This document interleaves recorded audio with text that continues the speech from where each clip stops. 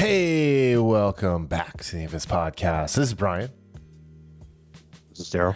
And Darryl, this is episode 456. A Superman Alone Needs a Hug.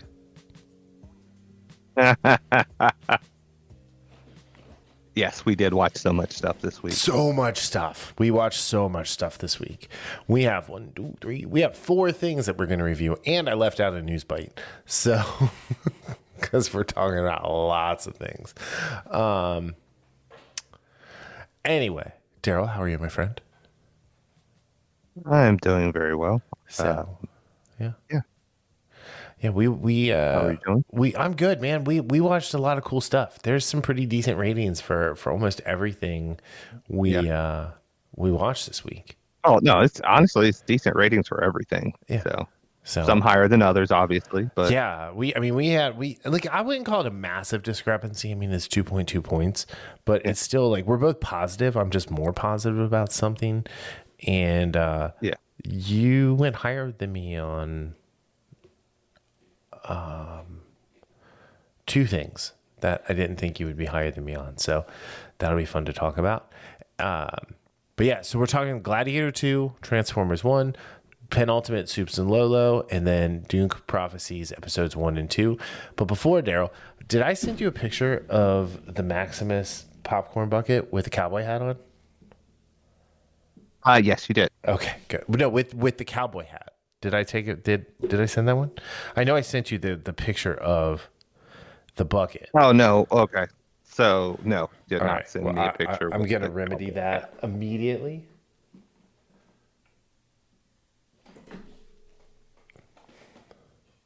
The Deadpool hat? No. But he does kind of look like the Matthew McConaughey Deadpool.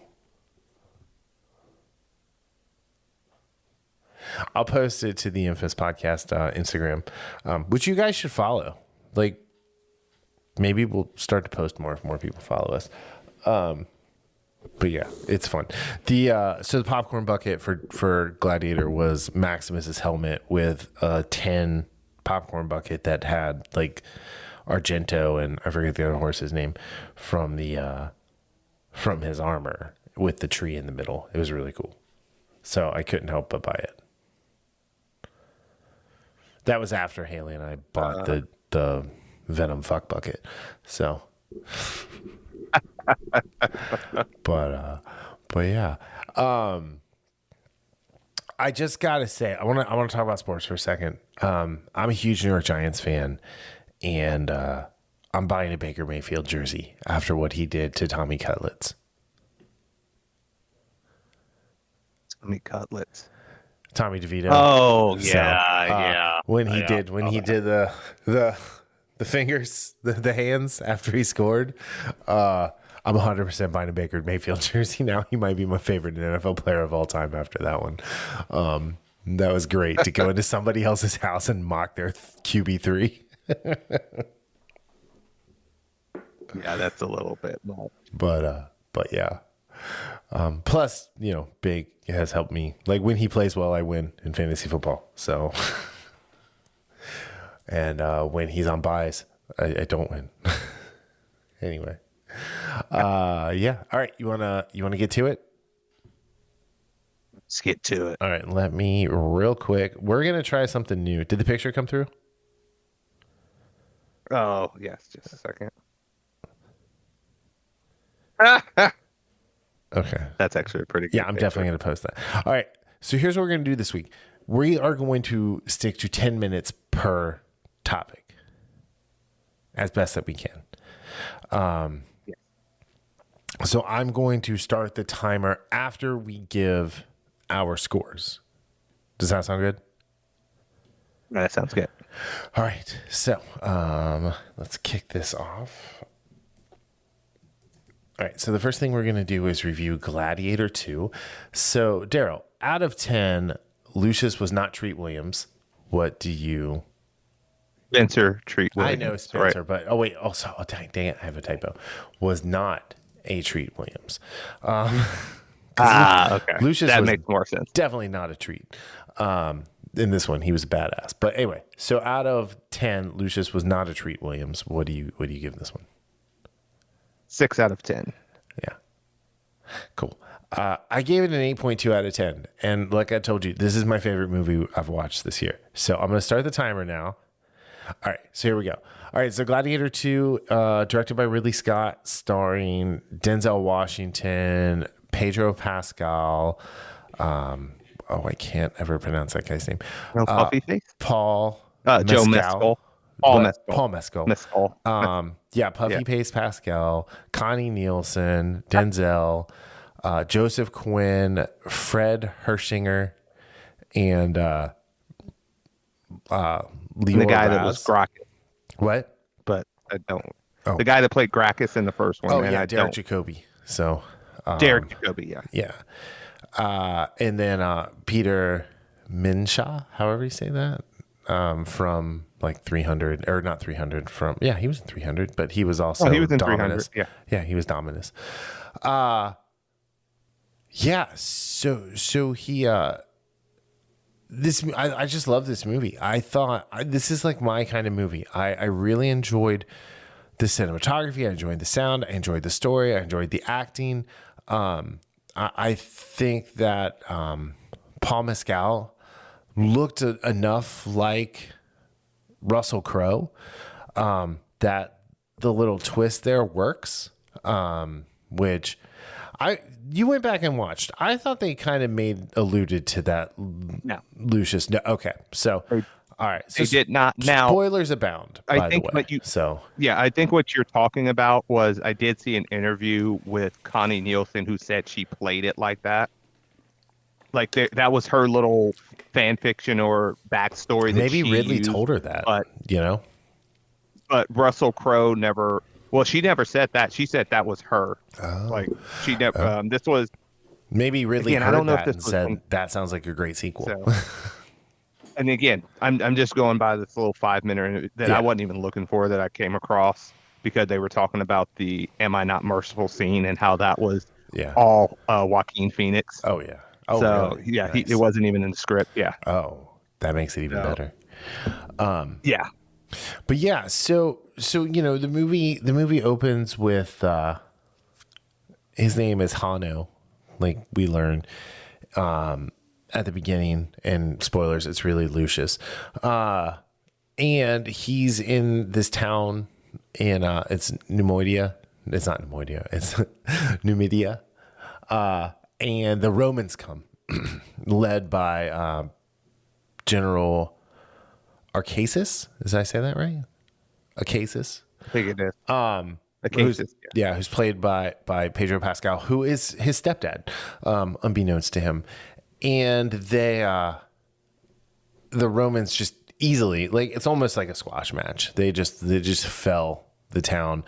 And it's this great armada scene with, trebuchets on each side, on the boats, on the town, like, and then when they crash into the walls, they have these like portable drawbridges and stuff. It was so freaking cool. Such a cool way to open a movie.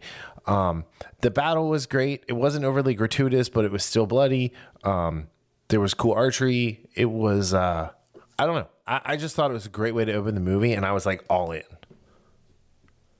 So I will partially agree with that. I thought it was a good battle. Again, I really liked the battle. I love the Roman ships and, the trebuchets and all that stuff. My biggest issue with the start, and this kind of followed it throughout for me. Mm-hmm. Again, a 6 out of 10 is not bad. No. But the thing the biggest issue is I never once connected with Hanno. Yeah. And we start off with him and his wife, who, do we even know her name? I know they mentioned her name. I don't think they mentioned her name. He told. I thought they mentioned her name, like maybe down the road, but they did. They did not do a good job. Bostar? I don't know. Oh no.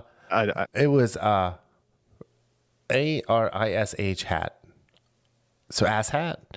And by the way, it's Spencer Treat Clark, not Spencer Treat Williams. Treat Williams is a different actor. So Treat Williams is an actual actor. So anyway, so it's Arshat. So okay, it's literally Ari Shat. So Arishat. She was a So the skilled thing is, archer for who me- was killed by the Romans during the invasion of their home. Yeah. So again, I never connected with him. Again, I thought he did a okay job.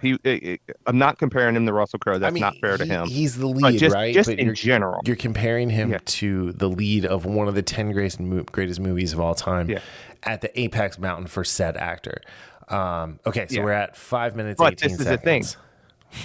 Yeah, but this is the thing for him as the lead. He has to bring. He just didn't No, bring you're right. anything for me. Yeah. And this goes throughout the movie. So this is not just the beginning of the movie, which again, the battle scenes for this movie were good. I had no problems with that. I figured they were going to be good.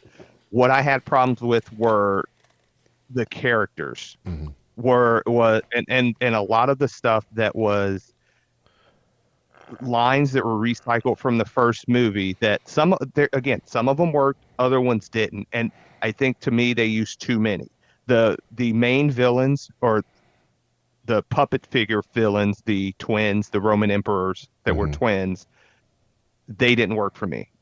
Joseph Quinn, I mean, he was fine, but nothing about them was special. Now, with that being said, Denzel Washington, I thought, especially in the second half of the movie, his character really picked up. And I thought he was a cookie cutter type guy in the first half of the movie, and they twist. That was and I was more interested in his story as well as Pedro Pascal's story, because Pedro Pascal's general was a general that was tired of fighting and tired of the BS from the twin emperors. The co-emperors. They were just terrible. They just gratuitous in everything they did. Well, it was described as they were damaged goods from birth. It says here almost a replay of Romulus and Remus. And it also said there was inspiration from Beavis and Butthead for these two characters. Really? Yeah. So it tracks, actually. It totally tracks. Get a fire. And this is the thing. And this is the thing for me. And this is going to sound very harsh. This should be my type of movie. Sword and Sandals movies, going back all the way to Spartacus and the Ten Commandments, Demetrius and the Gladiators, The Robe. Those are my favorite type. One of my favorite type of movies. Now, I'm not going to say this didn't work for me because, again, I gave it a 6. Right. But to me, and I know this is going to have this was a soulless movie. It did not have any heart. And don't get me wrong, there's another movie that's very similar that I really like, that I actually like more than this, but it felt the same way. And that is Troy with, Brad Pitt from 2004. I really like that movie, but it really didn't have a lot of heart in it. It didn't feel epic. And this is the thing. These type of movies should feel epic. For me, I disagree. I do feel like this felt epic. I think the whole grandeur of the stage of it all was epic. Well, it should. You're right. It should work like that. But but for me, that's what I'm saying. It didn't feel epic to me. Fair. Even though it should. And the same thing with Troy. I really like Troy. I like Troy a lot more. I actually like it more than this. But I don't know what it is, but it did not get hit to that scope that a movie like this should for me. And again, I still gave it a 6. So I'm not saying it's a terrible movie by any stretch. Yeah. It's actually, to be fair, I think it was a little bit better than I expected it to be. Sure.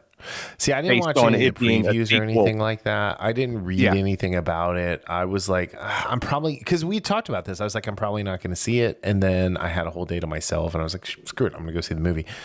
And I enjoyed it. I enjoyed it a lot. Like I said, I'm glad I'm glad you liked it more than me. Yeah. But like I said, I thought it was fine.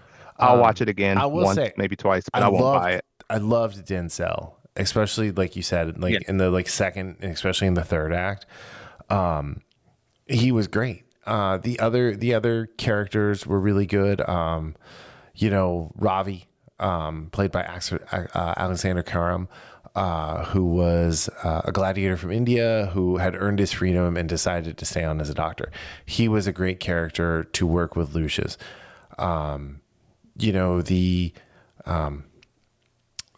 the twins, I found the twins were very interesting to me. They were, because they were so over the top, crazy and weird. You just knew what was going to happen, but like at the same time you rooted for that. Like with Commodus, like he was a bad guy, but did you really root for him to get killed? Like not until he really started fucking with Maximus did you do that. So I don't know. Let me add. Let me add this. I didn't say you mentioned Robbie. Yeah. And I really liked his addition to because my another issue is I'm going to just call him Lucius. There was no camaraderie that Lucius had. Like Maximus had Hagen, and he had what was his name? His character's name, and Proximo too. But adding Ravi in there, if it wasn't for Ravi, this definitely would have been a lot lesser of a movie, because I think even in the short amount of scenes he was in, he did a very good job. He did a good job humanizing Lucius himself, and seeing a side of Lucius I never saw in the movie except for those scenes. So Ravi was another character that I really liked, and it was definitely a boon for the movie. Yeah. No, I agree. I do think like one of the things that was missing was that camaraderie, because they didn't really show it, but like the men followed him into battle, like they did with Maximus, but with Maximus it was earned, and this time it just felt like they're like, okay, well they're just gonna follow him because that was like the big like miss for me. And there were a couple scenes where it felt like it was mostly in the first half of the movie, especially when he got captured and things, where it felt like something was cut out, because it was almost as if they went from point A to point D, and you're like, okay, how did this? And again, not distance wise, but from a storytelling perspective, it was very abrupt a couple times. Yeah, it was weird. It was only 2 hours and 28 minutes long, and it felt like it needed more. Yeah, it really did. But it didn't feel like a 2 hour and 28-minute movie. It didn't. I didn't look at my phone. I don't have a watch, but even though it didn't feel long, it didn't feel dreadful like some movies, but it definitely, there were some, I think it could have done with another 10 minutes of storytelling. Yeah, or just read like maybe skip some of the stuff that they did. So there's always that option as well. Yeah. So, but all right, let's move on to Transformers 1. It was so Transformers 1 came out this year as well. This is one that was on our beginning of the year to watch list.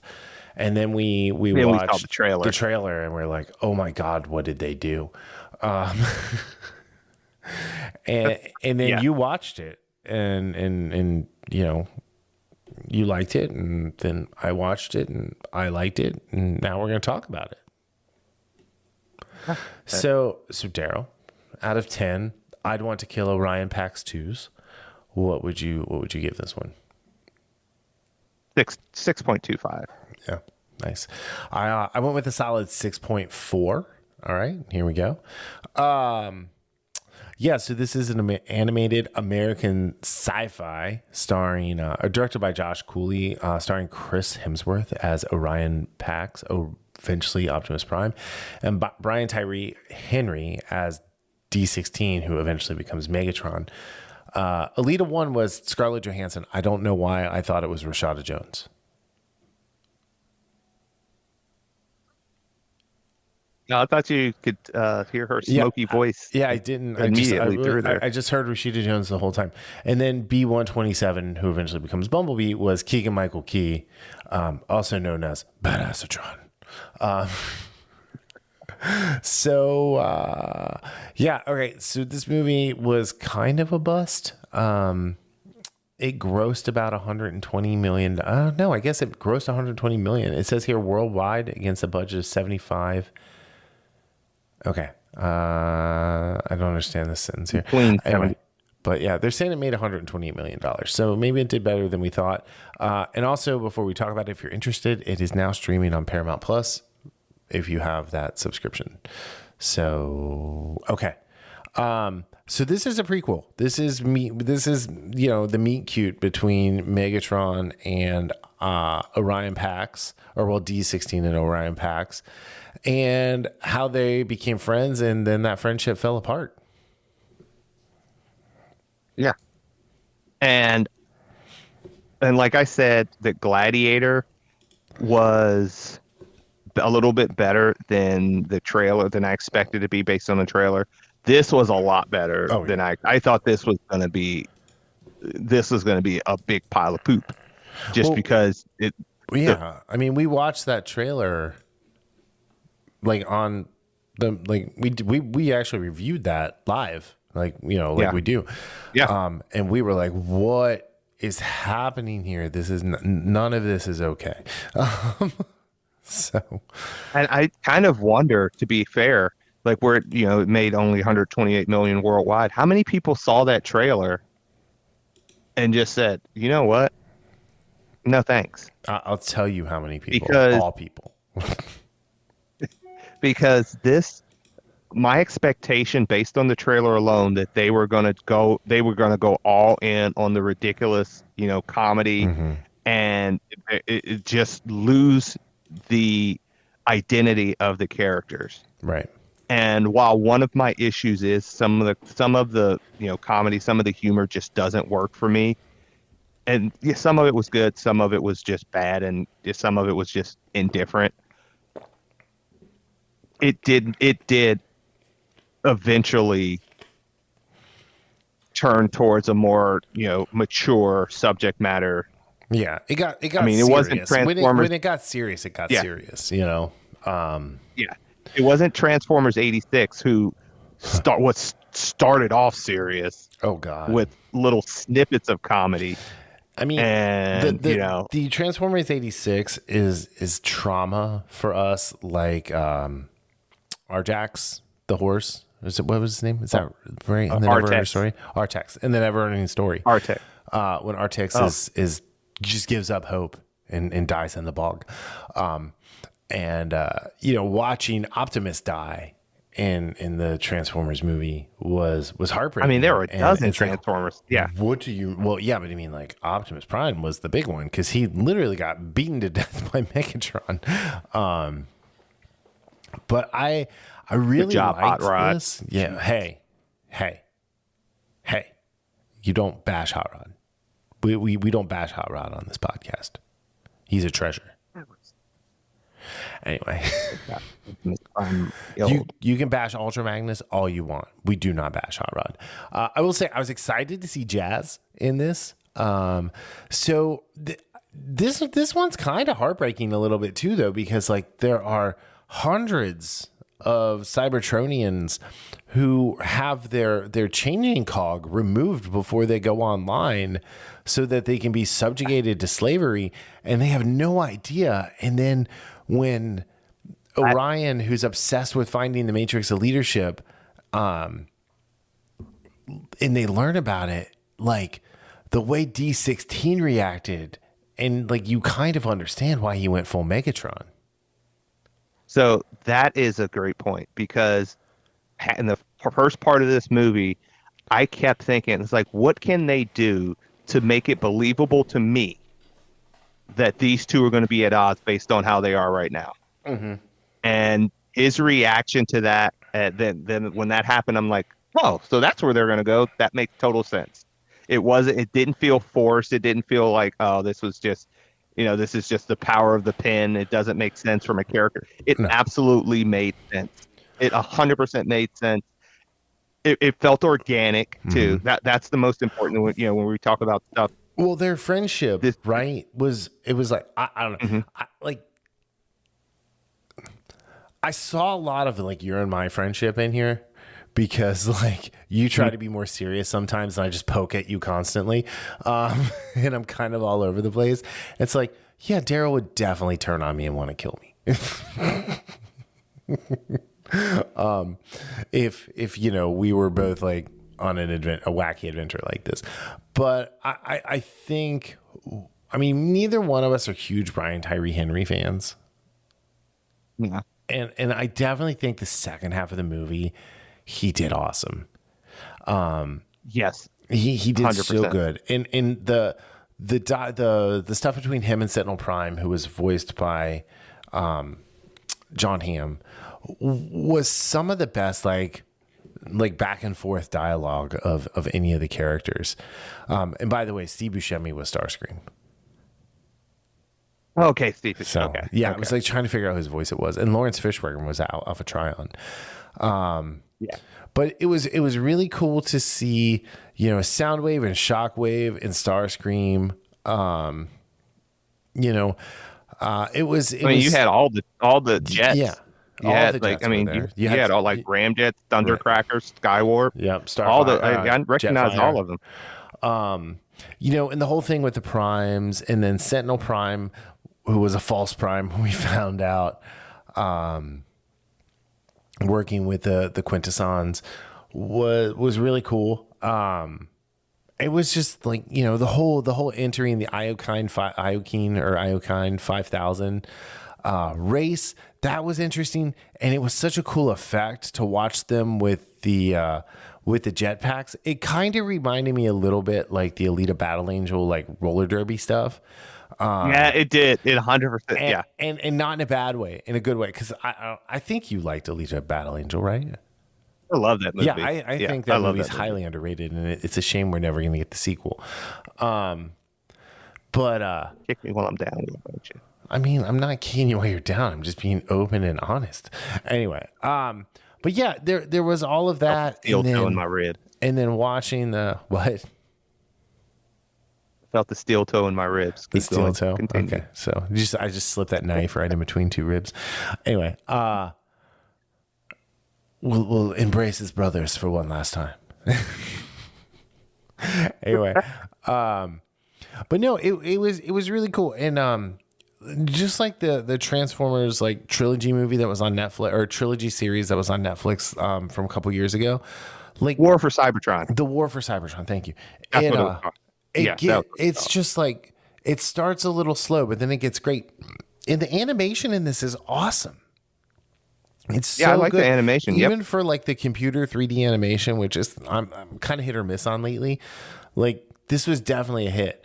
I did like when Alita 1 told him, you don't have the power or the touch to do what you're doing. That was Like, pretty it's funny. like, that, yes. that was one of those lines that I really liked. I was like, okay, I see what you did there. That was pretty good. Yeah. So yeah, that second half of the movie for me, again, the first half wasn't bad, but it was if the first half and the second half were the same, I'd probably give this a 5. What if the maybe first a little half lower? and the second half were the same, but it was like the second half the whole time? Oh, this is getting a 7.5 at least, okay. because that's how much I like the second half of the movie. It, like you said, there were some, even though I complained a little bit about the humor and some of the humor just not landing, the second half, the serious nature of what was actually going on, once they meet Alpha Trion, everything gets turned on its head. Not because they get cogs, but because, like you said, I think it's once they get they on were the basically train. slave When they labor. get on the train, that's where everything changed, because they're all trying to convince him not to go. And he's like, no, we're going, we're doing this. This is what's happening. This is our life now. And yes, when they meet Alpha Trion, that's when like Orion turns into Optimus, even before finding the Matrix of leadership. He understands I will say, the responsibility that comes along with when he gets the cog. But sorry, you'll say what? Yeah. Probably the most poignant scene for me is when Optimus or / Orion jumps in front of Sentinel Prime and takes Megatron's blast. Oh yeah. And then Megatron grabs him and says, and is holding him, and he's saying, why? And then he just stops, looks down, and he goes Sith with his eyes. His eyes just go from yellow to red. That was excellent. That was saving you, because it goes. I was about to say, it goes back to him saying that, like, it's the last time I'm going to save you, and then he just does a scar where he's like, "Long live the king." Yep. Yeah. So yeah, I think this is well worth yeah, this watching. is one of Well those worth that you watching. don't Yeah. yeah, don't go by the trailer. I fell for that. We both fell for that because the trailer was awful, absolutely awful, and probably a cause of why a lot of people didn't go see this. And again, I bought this. I will absolutely be watching this again. I bought it too. Like So probably semi-regularly. Because I think as we're talking about this, I kind of especially want to put it getting on back right into now while we're how, talking about it. right. I absolutely want to watch this again, like right now. Yeah. I'm not even kidding. Yup. So All right, let's move on to Supes and Lolo. We are in the penultimate episode. This is not okay. It's not okay at all to be in the penultimate episode here. But that being said, Darryl, out of 5 never trust a human hearts, what do you give this episode? 4.45. I went with a 4.35. And let me explain. There's too much story to tell that's left and not enough time to tell the story the way that I feel like they really want to tell it. Jai Jameson wrote and directed this episode. And he's been a mainstay throughout the entire series. So it's by no means his fault that there's only one episode left after this, but they had to get through the, it's so funny. The Asian lady named Amanda McCoy, turning on Lex all in a span of one episode. And That to me, that was the only thing that didn't work. Like they almost didn't even need that character at all after he got out of jail. I 100% agree with that. So I did not like her from the start.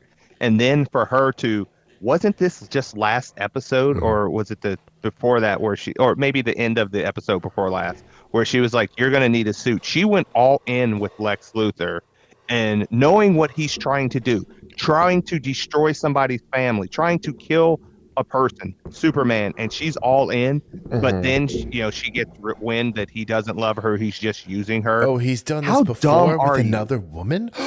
Bum, bum, bum. How dumb does... Again, she was a competent character, but even though I didn't like her, but this whole 180 she does in this episode absolutely confirms that she was wholly unnecessary. Absolutely unnecessary. Yeah. Yep. Doomsday's back. That was cool. He was trying to get back to the inverse, which was even cooler. Just digging in the cave. Sorry, bud. You're not going to be able to get back there. Sorry, homie. There's no more inverse. Well, there is an inverse. It's still there. And it'd be really cool for him to get what would be cool is if they help him get home and then Tauro comes back at the end of the series and gives Clark his heart. Yeah. But this is what you were saying, going back to what you were saying as far as there's too much story. Yeah. For what they have left. I was hoping, and again, it was hoping against hope that this season finale was going to be a 2-hour finale or 90 minutes, but we're not lucky enough to get that. Yeah. This is why we can't have nice things. Fuck you, James Gunn. Yeah. God. But that was my concern, I think, was when we talked this morning. My concern is how are they going to end this with everything we have left? And we have 42 minutes to tell the story. So I watched the trailer, and I'll say this. I told you what I think is going to happen. I think what is going to happen is the first 15 to 20 minutes is going to be the battle between Clark and Lex. And then we're going to get a massive time jump to the anniversary of the death of Superman, and the Super Sons have grown to be able to protect Earth without Superman. It'll look back on that, and then it'll end with probably a heartbeat from Candace's tummy with John's baby. you know, something like that. I really hope they don't do that. And the one thing my issue is he's already died once. I'll tell you why they're going to do that. Because when they talked about what they stand for in the preview, they stand for truth. They stand for justice. They don't stand for the American way, Darryl. They stand for a better tomorrow. So, Brent, Todd, fuck you. You've ruined it. You've ruined it all. You've ruined the whole thing. The whole series. It's dead to me. And I gotta say this I'm kidding. again, for a show that has a budget constraints as it does. How in the hell does Doomsday look better in this show than he did in Batman v Superman? Well, there's two reasons for that. One, we get to see Doomsday during the daytime sometimes, which is really cool. And two, they made him actually look like Doomsday. And then when Lex killed him for the last time, this time, he has the Doomsday crown and everything now. He's a fully realized Doomsday. So you mean he didn't look like a cave troll from Lord of the Rings? I mean, he still kind of looks like a cave troll from Lord of the Rings, just wearing a crown. But that being said, it was nice to see the comic accurate version of Doomsday. The other thing is, you know, Lois dealing with not being trusted is something that deserves much more time as well. You know, like her loss of reputation, the fact that she goes to Mannheim for help, like, that is a very non-Lois Lane thing to do, and I wish there was more time to explore it. And that's a good jumping off point, because one of the things I really liked about this episode, and you mentioned how they always do this well, the character moments, the conversations between Lois and Mannheim. I really like the conversation between Lex and Clark. Yeah, they're back and forth. Clark and Lois again, and then the tag game that Clark was playing with the boys, which was, and to go back to your subtitle or your title of this episode, when Clark was talking about how he did everything alone, and Jordan's like, that's kind of sad, and Jonathan's like, do you need a hug? Yeah, that was funny. Michael Bishop has turned into a really good Jonathan. Yes, and again, his first season, it was a little bit up and down. Where I don't know if he was trying to find his way. We as the audience were trying to find the rhythm and the cadence that he was going with for this Jonathan. And I told you, I once this season started, I was fine, but when that scene with him and Jordan in episode 3, where before he gets his powers, I think I told you, I was like, oh, I'm sold on him. Like, he is Jordan. He's John. As much as I liked Jordan Elsass, I loved it. I absolutely love him as Jonathan. Well, because Jordan Elsass, like, crowning Jonathan moment was when Jordan was getting powers and he was getting the hearing, and he like slammed his hand on the wall. Yeah, like that. That was cool shit. So, and there are a couple quotes in here where, and I wanted to just highlight those because it goes back to the whole Lois and Clark thing and how they do such a good job making them partners in everything. And sometimes they're wrong. One is wrong. Like when Lois was wrong, she admitted she was wrong for going on Godfrey's show. So when Clark is lamenting about the boys not being able to do this, that, or the other, she said, you need to stop worrying about what Jordan and Jonathan can't do and figure out what they can do. And again, it shows that, Kryptonian or not, he's still fallible. And sometimes, you can't see the forest from the trees, and you need that one person that's close to you to kind of nudge you, move your chin a little bit so you can see. Like, oh, you know what? You're right. It's kind of rub and you, put you in the wall. Yeah. So, and the whole, for like you were talking about the Super Sons, but they're going to be called the Fraternals, man. Come on. The Fraternals. Jordan even said that. Yeah. No, I'm sticking with Super Sons, because it's a badass name for a superhero twin duo.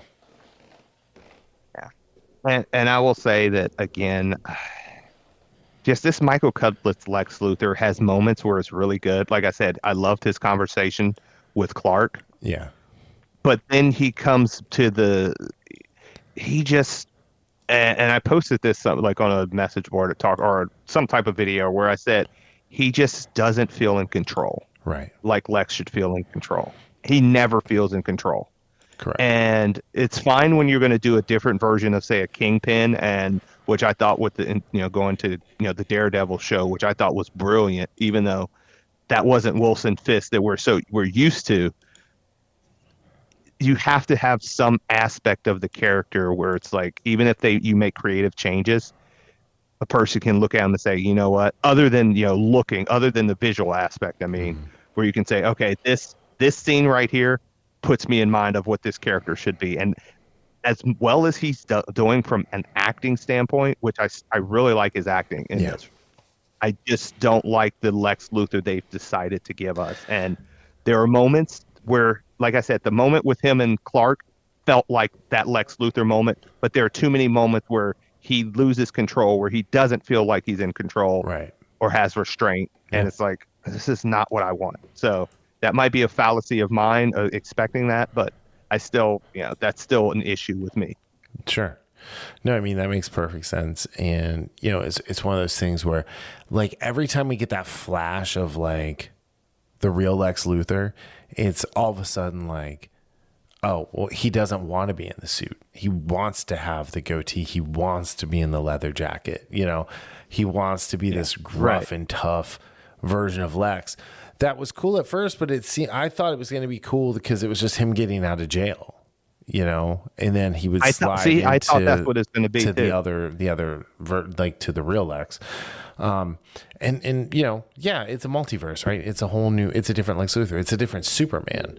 But at the same time, we appreciate Michael Cudlitz for being awesome, and we appreciate the Lex Luthor for being different, and there's nothing wrong with that necessarily. But at the same time, like, he let Clark get under his skin by just saying nice tie. That's not someone who's capable of taking down Superman. And that right there is the problem. And then the end with how I have with Lex. Yeah, the end of the episode was crazy with another fight. So we'll see what happens. I mean, because obviously that's going to have to get... I mean, I think what's going to happen, and I said this a few weeks ago, I think Superman is getting Bizarro's heart. And that's... Like, if he doesn't die, if they don't do the thing that I think they're going to do, he's getting Bizarro's heart. And so he'll be able to... I know you said that, and I've kind of been pulling in that direction as well, as thinking that they could go there. And I know people say, well, that'll invalidate the sacrifice that Sam Lane... No, it doesn't invalidate the sacrifice that Sam Lane made. You know why? Yeah, that couldn't happen because he wouldn't be in the... And again, we're assuming this is going to happen. If he was dead, there would be no way for him to get Bizarro's heart, or Bizarro to give his heart to him, which, if it happens, it's going to be that regard where Bizarro somehow touches, gets it back into contact with his former self, right, and sacrifices or something along those lines. So no, Sam Lane's, if that happens, that does not invalidate Sam Lane's sacrifice, not one bit. Especially since Sam Lane was dying anyway. He knew he was going to die anyway. Yeah. No, so remember, he got shot.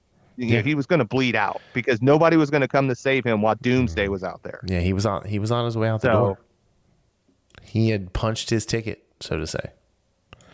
Yeah. All right, cool. Let's move on to our last story. What? You can read it. You know what I'm laughing at.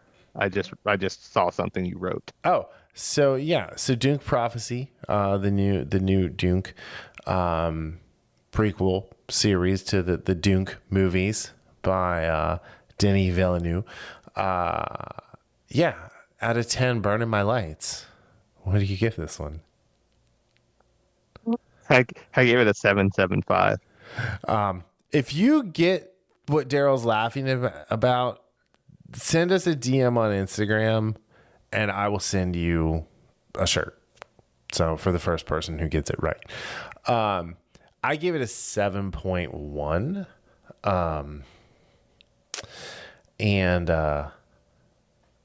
Yeah, I actually, okay, so this is a prequel. It's set 10,000 years before the events of Dune, or Dunc, as the case may be. And it's focused on the origin of the Bene Gesserit. And the first two episodes are called The Hidden Hand and The Two Wolves. It's really interesting. I love the Bene Gesserit. They left out some huge Bene Gesserit like story points and powers in the Denis Villeneuve movies, and I don't think we're gonna get them, but I would rather not get them and have them had lost that power. Does that make sense? Yeah. Right. Okay. So this series opens great. Just the cold open is so awesome. I don't know what you thought about it, but I thought it was awesome. Yeah. Yeah. Yeah. I really like the. I like the. I did. And this is what I told you, where it wasn't a problem. I love the voiceover and what it was talking about. I wasn't enamored with the scene we had that looked like it was straight out of Terminator 2 with the machine war. But funny enough, and I think I told you this too, I really wanted to see more of the machine war and the things that happened during that time span. I'm here for a prequel really to the prequel series. Like if they want to give us a prequel, like I'm down. I would 100% be on board with that because that to me is fascinating. But like you said, I really liked how they gave us the story of what's going on, and in a pretty efficient manner as well. And then we hit the ground running, where we get Valia or the young Valia. And I was looking at the actress who was playing the younger version. I'm like, where do I know her from? And she was in that show, or in that the 2-season Netflix show, The End of the Effing World. Oh, was she the girl? Yes. Okay. All right. Yeah, I was like, who is she? I loved how they talked about the Harkonnens at the beginning of this too, because at this point they're not like gluttonous slobs; they're just cowards, and everybody like makes fun of them. Right. But yeah. The other thing too is Olivia Williams as Tula Harkonnen. I love Olivia Williams. I don't know if you remember Rushmore, but she's amazing in Rushmore. Having to deal with Bill Murray and Jonathan. Oh God, what was his name? The guy who looks like Tom Cruise, like the little guy. Anyway, he was the bad guy in Scott Pilgrim. He played Gideon. But I know who. So there's that, and then Travis Fimmel as Desmond Hart. Like, I'm in. I'm all in. Like, this was really cool. It looks great. It sounds great. Like the school is kind of like this hard like place. The only problem I have is they're just going to be karate nuns. That's it. Like, we've watched Warrior Nun already. We don't need another one. Well, we need another season of Warrior Nun. Well, we need more Warrior Nun, yes. But like, you know what I'm saying? Yeah. Yeah. But and yeah. Yeah, and it's so interesting because we get, like you were talking about, the Harkonnens, but you also get, the Atreides too, which I was not expecting. Like the sword master Kieran, who was the sword master for the Emperor, is Carino, right? Right. Yeah, his the name, Carino. Mark Strong Carino or Javico Carino. So the sword master for the family is not Duncan the Tall, but it's Kieran Atreides, who has his own little secrets going on, which I found another interesting thing as far as the story, because again, I don't know a lot about Dune in and of itself, other than Dune Messiah. I still haven't, next on my list, there's, getting to the Children of Dune, Okay. reading those. But again, this is 10,000 years in the past, so I don't know the past histories of what's going on. And like you said before we started, this is based on a book from Brian Herbert from 2012, Yeah. The 2012. Sisterhood of Dune. Yes. Sisterhood So of Dune. in that, And it's part of a trilogy. so I don't have. It's called the Schools of Dune. So it's the Sisterhood, the Mentats, and then the The doctors. Spacing Guild, or no, the doctors. what are they called? The Sunni doctors. Okay. So, but yeah. So I don't have the built-in prejudice necessarily where it's like, okay, you're doing this wrong, like we did with the original Dune, or Dune and Dune Part 2. Mm-hmm. So, but still, I really like the intrigue of what's going on. I mean, everything for me, once Desmond Hart comes into the scene, especially with episode 2, because I liked episode 2 more than the first one. Yeah, Desmond Hart's character, and even before he meets Mother Superior Valia for the first time, well, one-on-one, I should say, not for the first time, but one-on-one, his character is very interesting in the sense of even not just because he's in Vikings, but he as an actor, he has that look about him that he always looks like he knows something that you don't. Right. And because he has that little kind of like that off-putting smirk that he does, where it's very subtle, where it's just like, yeah, I know this, and I know if you only knew what I knew. Right. That's how he comes across. He came across as that, in Vikings. In this show, it's very important to have something like that, where it's because he is going to be like him, and the antagonism or the battle between him and Valia as the Mother Superior and the Sisterhood as a whole, particularly considering what he states that his mission is, and what is backing his power, what is driving him forward. Those are the things that we're going to learn, over how many episodes? Is this 6? One of it's those only 6, 6, 8, or yeah, 6? It's only 6. Okay. Yeah. It's only 6 episodes. So we're 2/3. We're a third of the way through. Oh, jeez. I mean, Dang. just in simple math terms. Yeah. But yeah, it was, I don't know. So I agree with you. I liked the second episode a lot better than the first one. I like Desmond's powers. I think the Sisterhood will suss out the powers. I don't know if this is meant to be a limited series or if they're going to tell a whole story as far as a second season. Yeah, I don't know any. That's the thing what they're about going to leave on the table. I can't imagine they're going to do a lot of filler, if any. So let's hope there.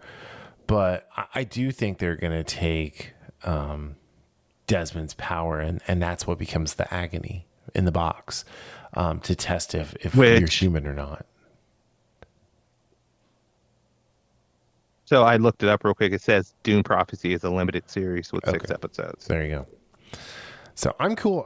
I'm cool if they want to do that. If they want, it's just like they should be doing with Game of Thrones or the Song of Ice and Fire. It should be limited run, just anthology things within the mythos of the show. I think that is a very underrated way of going about a world like that, is doing anthology. You don't need full epic seasons of everything, honestly, I think instead of doing Harry Potter, they should just do an anthology Harry Potter series. This is a whole season about a group of auras who are hunting dark wizards, who are fighting the dark mark wizards, that kind of thing. That would be cool as shit. That would actually be pretty awesome. I know. I should be running a TV network. I get it. But I'm kidding. I should definitely not, because I would go out of business immediately. Be like, I don't like this. You're fired. Delete it and start over. But yeah, I don't know. This was fun. It's a lot of fun. It's or not. It's not actually. Let me rephrase that. This is very good. It's very deep. It's very cerebral. It's very visceral. I mean, the opening scene. Valia, how do you say your name? Valia, Valya. Yeah, Valia. Valia. Yeah. Valia. Yeah. She convinces the other sister, who is like, vying for control. She uses voice on her to stab herself in the neck, and it's like, holy shit, like what just happened? And then when she tries to do it to Desmond, he's kind of like, oh, cool. It actually didn't work on me at all. I just wanted to see what you were going to do. Like, I wanted to see what this power you think you have is. So yeah, it's like that kind of story, and it's cool. Right. And again, you also have the whole Imperium, which Desmond says he's following, and the rebellion, which is being fostered by the Bene Gesserit to help kind of balance the scales in a sense. Which it's like that. It's like the war profiteer working both sides of a conflict, right? Where it's like, I'm right in the middle, so I can make sure I get the most money, I get the most bang for my buck. Right. I have to make sure everything's pretty even. And it's I've always thought this with the Bene Gesserit, as far as them trying to do what's best for humanity, or what they think is best. It like the amount of arrogance to think you know better. I find it, and again, this is not just the Bene Gesserit. You can go to many different characters with it's just arrogance on another level, though. Even with Valia, who with because I like Tula better than Valia so far, as with Olivia, what's her name again? Williams? Yes, Olivia Williams. Okay. At least Tula thinks about what they're doing at times, and thinks, okay, are you sure this is the right thing? Right. She is not resolute or absolute that, okay, this is how we're doing it no matter what. And though she does get Valia to think about it for a little bit, Valia or Mother Superior is the type who brokers very little dissension in the sense of questioning her not motivations, but her actions, or the fruits of what should be done. Right. And I do like Tula because she seems more of a, and I know they're doing this purposely, for the Mother Superior has to be a little bit above in the sense of controlling emotions, but Tula's relationship with one of the acolytes, Lila, is tested. Yeah. Oh yeah. And I love how they Tula does that the agony, right? Because they just put her into a deep spice trance. They gave her concentrated spice because it turned her eyes blue there for a second. Right. And it opened up her ancestral memory. So it gave her the access to every female that came before her. And she wasn't able to handle that. Two things about that. One, that was the way they shot that was so well done. It kind of reminded me of something from a Silent Hill game or a movie. Oh yeah. And two, the surprise of Dorothea being there, wanting her vengeance for what happened to her. Right. But we also have to remind ourselves that Tula kind of hinted that Lila's mother was dead, so she might be able to see her. And that kind of was, for Lila, that was that final push she needed to go through this. Even though she knew she wasn't ready for it, that type of manipulation is a cornerstone to what the sisterhood is about, regardless of whether they're doing things for the right reasons or not. using manipulation for other people's emotions is their trademark, and Right. they show that they they do that to one another. And it's mentioned, one of the other acolytes mentions that what is the one that's very headstrong. She even says it. She's like, it's not about us, it's about them. Right. And she tells Lila that at one point, and it's kind of one of those moments where Lila's kind of like teetering on, should I be doing this or not? I'm not ready. I don't know. Even though she has conviction with the sisterhood, she still has doubt about it. Mm-hmm. But it's not until Shula kind of throws that nugget about her mother that she decides, okay, I'm going to do this. Yeah. And she pays for it. Oh, yeah. At least for now, she's paying for it. For now. Anyway, awesome. Yeah, definitely watch it. It's definitely well worth watching. So, all right. Well, anything else you want to add there? Yeah. I think, again, we got the finale coming up of one of our favorite shows next week, the series finale. And, Dune Prophecy. I would absolutely recommend watching this. Not even you don't even have to necessarily be a Dune fan. I don't have think to have watched Dunc to even watch it. Right. So no, you don't. Like that's kind of the beauty again, of what they're doing. This is another one of those shows on Max that's very well acted, well shot. Again, some people might find it's a little slow at moments, but I find the intrigue fascinating. So it's deliberately paced. I am really happy I'm very happy with what we've gotten so far, and I really hope they can keep that momentum up these next 4 weeks. I agree. All right. Well, on that note, thank you all for listening. Yeah, if you got what the out of 10 for Dune Prophecy was, DM us on the Infamous podcast, and the first person gets a shirt. All right, Darryl. I'll talk to you later. All right. See ya. All right. Later, guys. Bye.